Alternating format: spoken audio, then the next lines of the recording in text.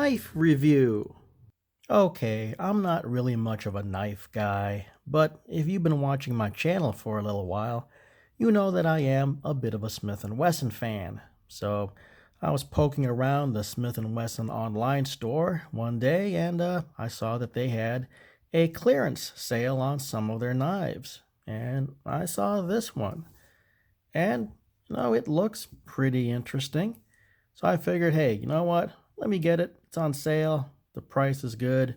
Free shipping. Hey, what can I, not much to lose there. So here's my little mini review on this knife.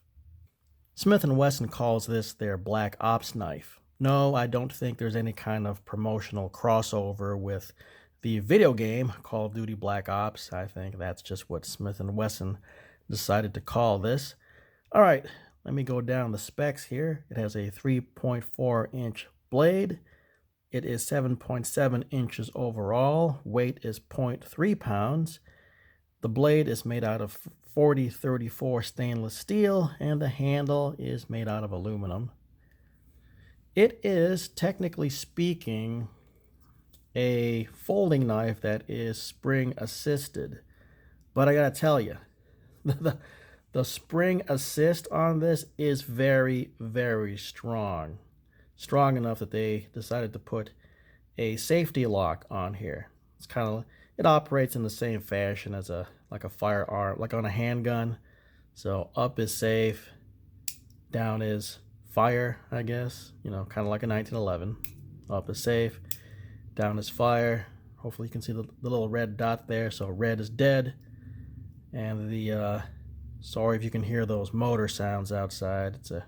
It's springtime. You got a lot of muscle cars and motorcycles out on the street. Anywho, the spring assist here is really strong. I mean, wow. Again, technically, this is not an automatic knife. It is still technically spring assisted, but man, the spring assist is very aggressive. It's very strong. On the flipper knives, you can usually feel that you need to put a pretty good deal of finger pressure on the lever or on the little nub. On here, the little lever here, it just takes a very light amount of finger pressure, and then the spring just takes over. All right, so on a flipper knife, it's probably like 50-50, 50% your finger pressure and then 50% the spring. On here, with this knife, your finger's contribution to opening the knife is not a whole lot. Okay, it just takes very light pressure, and you can really feel that blade. When that blade swings out and locks, it comes out with a bit of force. It also has the thumb studs on the blade, so you can also open it up just by pushing on the thumb stud, and it comes out just as fast. Again, because of the very strong spring assist. Man, you know what? Bit of a tangent here. I used to not really get the fidget spinner, but I kind of get it now.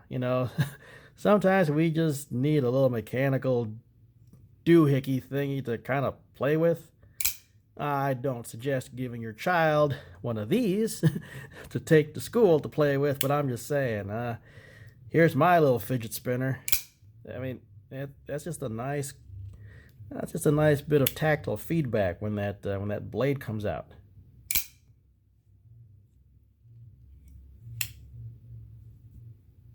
So, what makes the blade come out so fast with very little finger pressure on the lever?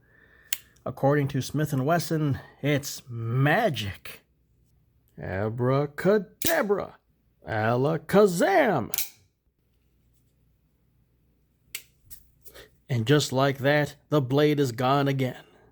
So what does magic stand for? Well, unfortunately, the box didn't come with any kind of paperwork or documentation. The box itself doesn't say what magic stands for, Not even the website says it.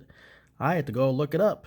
It stands for, get ready for this, Multi-Purpose Assisted Generational Innovative Cutlery. Yeah. Talk about some grade A top shelf word salad right there. The blade handle has a belt clip and also a lanyard loop. Keep in mind the belt clip is not reversible. So this is the only spot where the belt clip can be located. And because of its orientation, you will be carrying this with the blade tip down. The handle's molding and texture is pretty interesting. It kind of looks like something you'd find on an H.R. Geiger painting. It looks very organic and alien all at the same time. It doesn't really add anything, though, as far as grip. The texture is smooth. You see all these raised ridges? All those ridges are smooth. Okay, it doesn't feel like serrations or anything. So, if you think this organic looking texture gives you any more grip on the knife, to be honest, it really doesn't.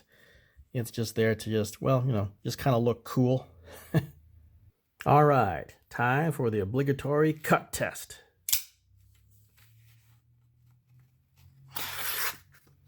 So yeah, no surprises there. I mean, it's a new blade, so of course it's gonna come from the factory nice and sharp. So overall, I am pretty happy with the knife. It's not a true automatic, but you know what? It's fast enough for me. Will the automatic knives be faster in opening up? Yeah, probably. But as the old saying goes, yeah, I don't know if I'd want to live on the difference. For most people, that's going to be fast enough.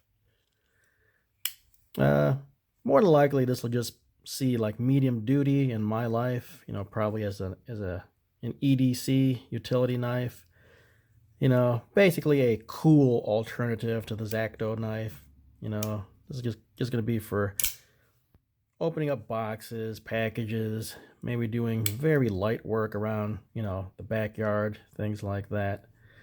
So if I don't do an update video on this, just assume that it's still going strong.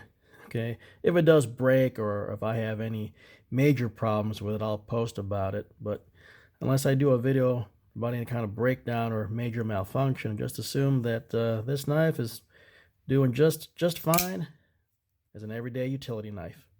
Thanks for watching this inaugural episode of Knife Review, which might also be my last one because, well, I really don't do knives. But anyway, if you like what you saw, give me a like, give me a subscribe, share the video with your friends, and I'll catch you next time. Ha!